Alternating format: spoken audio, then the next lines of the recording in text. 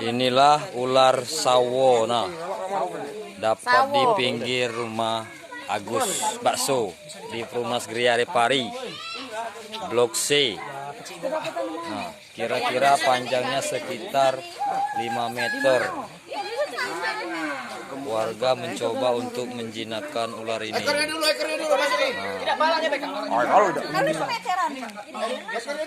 Ekor dulu palanya. Palanya kok.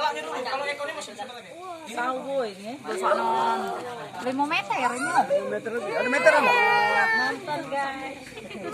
Ini dia guys, yang nangkapnya guys, Pak Kadus guys. Ada kina iwasa. Iwasa ulang kina ada ulang besarnya.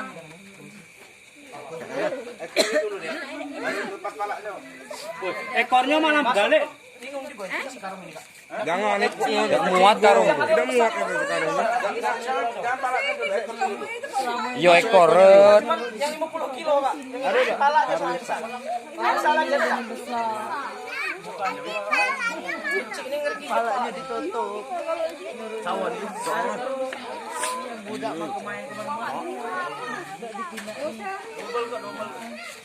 Ini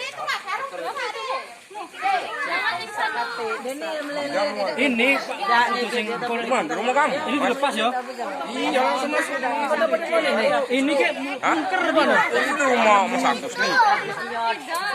Double aduh. Hai pemirsa Sri Popo TV, jangan lupa komen, like, dan subscribe, serta tonton terus berita-berita terupdate lainnya ya.